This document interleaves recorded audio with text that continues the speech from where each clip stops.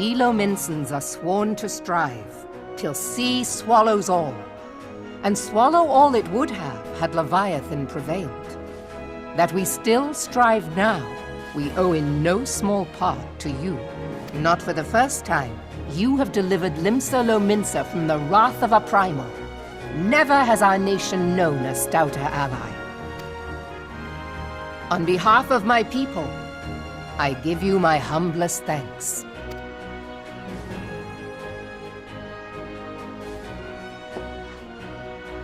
'Tis meet that I give thanks to old Mistbeard, too, for his fine solution. Whatever else he may have been, 'tis clear he was a resourceful soul. Would that I had a man like him in my service.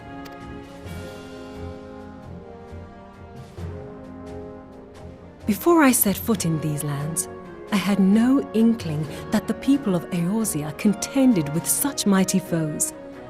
Suffice it to say, their existence came as something of a shock, as did the idea that they could be defeated. This experience has served to remind me of the vastness of the world, and the boundless potential of man. Though I am but a refugee in this realm, I would fain be of use to you in your fight. Know that I am tutored in one of the foremost combat arts of the Far East. It may seem outlandish to the Eorzean eye, but should any of your people care to learn, I would be pleased to initiate them. And I will see to it that they are grateful. I have no doubt that your knowledge and skills will serve us well. Besides, your art is not so outlandish as you think. Would you not agree, Master Thancred? Naught escapes your searching eye, Admiral. Few are privy to this information, but Limsa Lominsa is home to a certain secret fraternity. Its members are trained in a form of combat not unlike your own. By my judgment, it should not be beyond such individuals to adapt to the techniques I witnessed you employing with such admirable deftness. I am heartened to hear this. I too noted a kinship between your style and mine own, though it seemed to me that you fought differently in the beginning. I suppose I did. What can I say? I'm a man of many talents. Though you may labor to believe it, Thancred was once something of a scoundrel who fraternized with the criminal class in these parts. Yestola! You jest, of course. But for a chance encounter with Alphino's grandsire, he might never have left Limsa Lominsa, or received an education in Sharlayan, or taken up his post in Uldar, which is where he trained in the blade, lest you wonder. Minfilia, please! It would seem there is more to you than meets the eye, Master Thancred. Lady Yugiri, I am told that you and yours came to Eorzea seeking permanent resettlement, and that many domins have since been engaged as frontier hands at Revenant's Toll. Mourner is many things, but a place of refuge it is not. Know that I would like nothing better than to furnish your people with a new home here on Lominsan soil. Alas, racked by instability as we are, our nation is in no fit state to take you in. Yet I'll not have it said that we turned a blind eye to your suffering. Until such time as we can do more, I pledge to send provisions. We are in your debt, Admiral. I realize that it scarce qualifies as repayment, but if it please you, I shall set about sharing my martial knowledge with your people at once.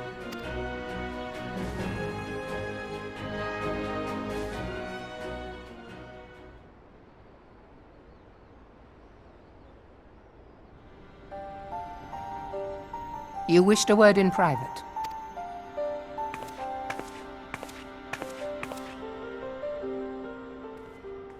The better not to spoil the festive mood.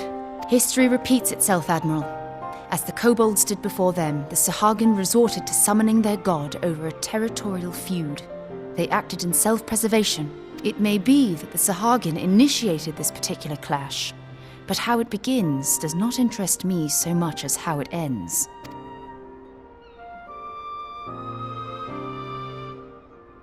I have not forgotten our conversation, Y'ashtola.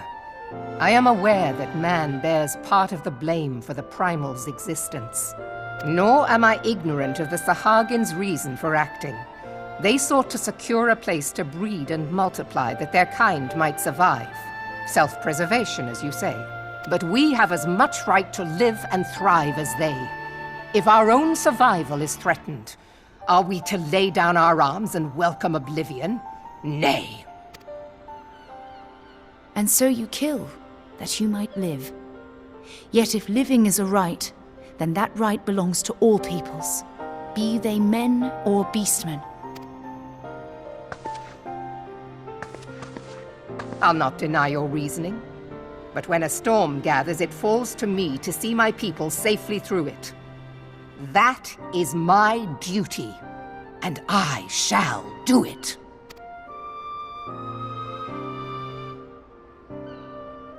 As must we all, Admiral. Stay the course then, but know that it will lead to no good end.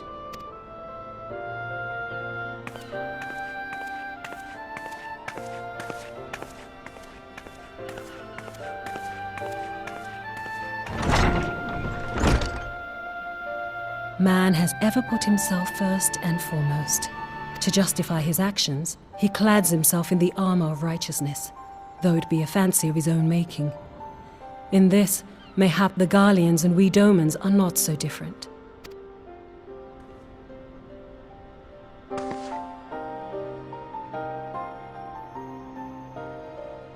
Eorzea has become as a raging sea. If we are to keep our heads above the waves, we cannot scruple to drown the man next to us. When hopes of coexistence founder, strength must determine who has the greater right to live.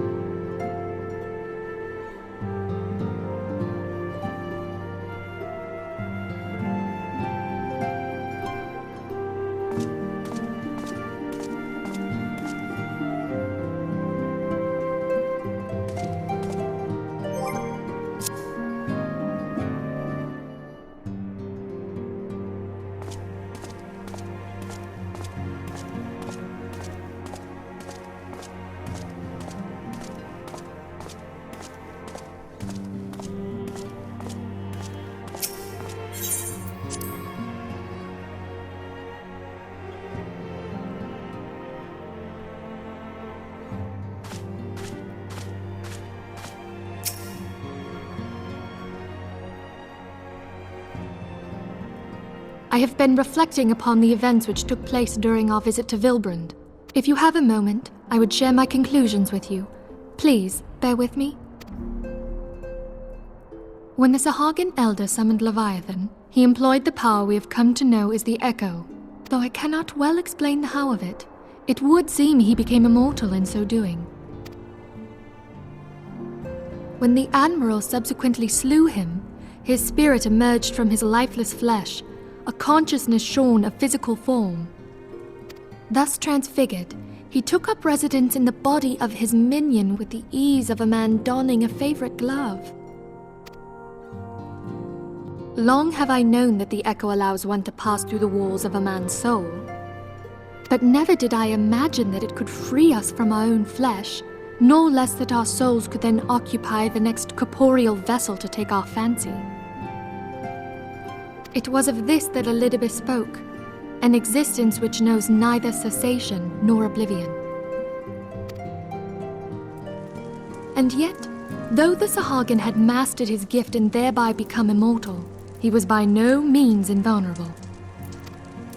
As we both bore witness, he was ultimately absorbed into Leviathan. And the import of this observation?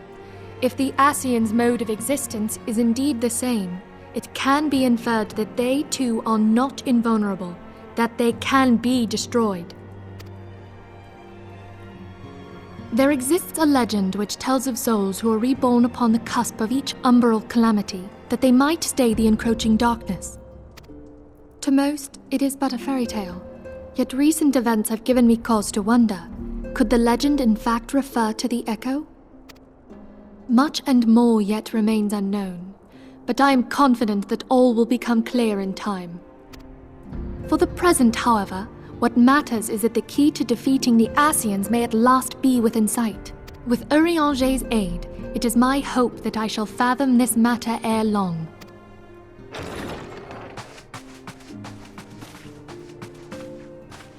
Oh, I was just about to send for you, my friend. Is Artemis? Grave tidings from the Sharlayan motherland, my lady. It doth concern our distant allies, the students of Baldessian. What of them? My lady, the Isle of Val, which for many years hath been the Order's home, is no more. No more? Whatever do you mean? I relate only that which hath been conveyed unto me by our agents. An etheric wave of the highest magnitude was recorded in the region.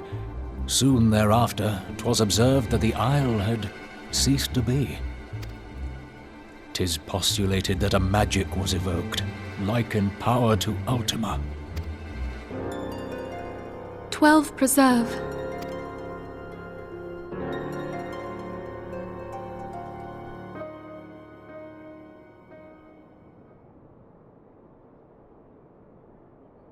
If there are no other matters, I move that today's meeting be adjourned.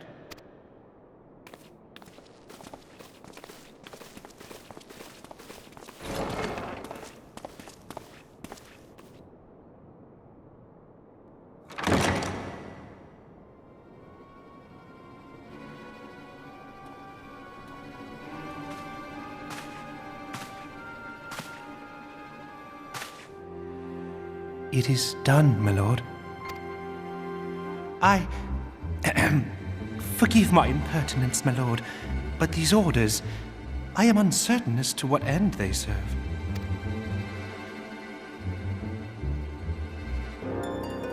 Revolution.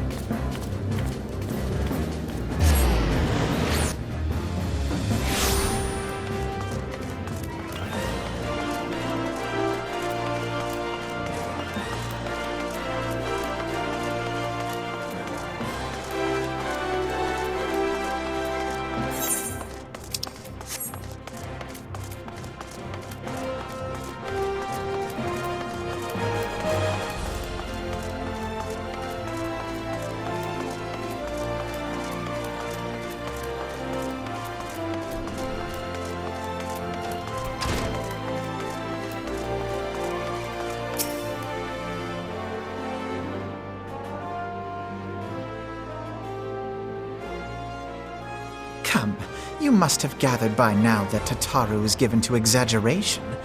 As you can see, I am quite well. Ul'dah, on the other hand, is not. This riot was anything but an isolated incident. There is a restlessness in the air. Tensions long simmering are at last threatening to boil over.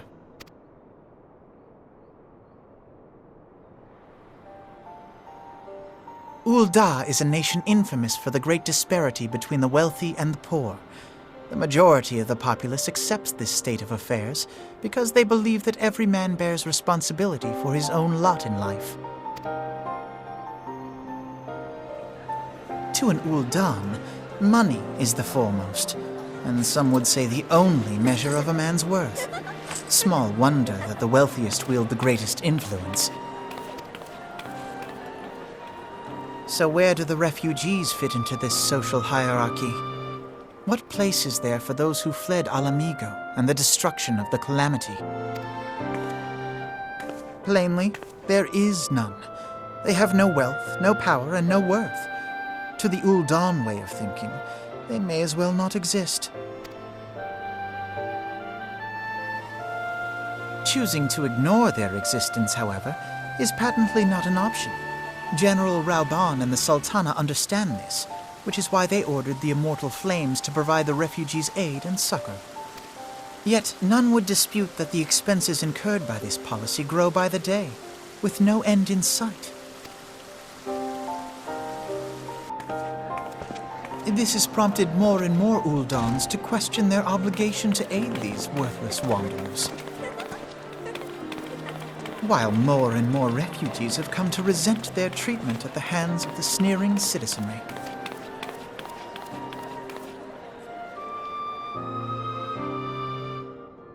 The manner of Lord Lolorito's refusal to grant the Dolmens asylum bespoke a disdain for all refugees, an attitude shared by the rest of the monetarists.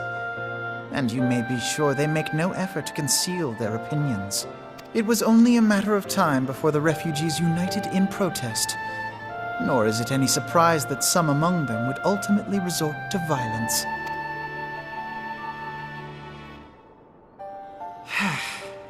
That the Immortal Flames should choose this of all occasions to engage in joint training exercises with the other Grand Companies. By the time they return, the situation may well have deteriorated beyond mending.